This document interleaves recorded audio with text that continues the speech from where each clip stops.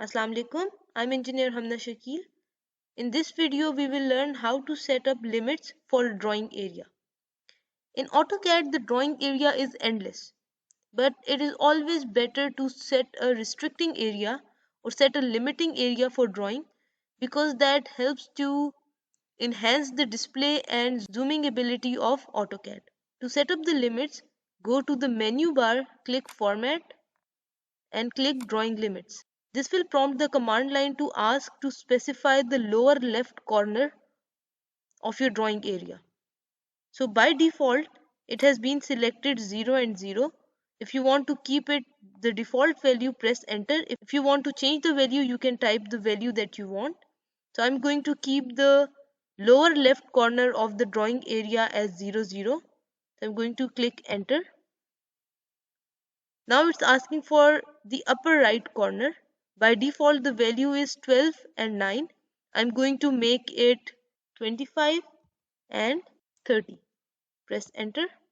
Next thing that I want to do is to make these grid lines only appear in the limit area, not outside the drawing limit area. For that, I will type the command grid, press enter, and from the command line, select limits. So select this, and now it's asking display grid beyond the limits. I don't want my grids to go beyond the limits, so I'm going to click no. And here you can see that the grids only appear in the drawing limit area. If I work on this drawing area, I can draw the drawing inside the limiting area, and I can also draw a drawing outside the limiting area. I want to restrict the drawing. I don't want my drawing to go beyond the limit area.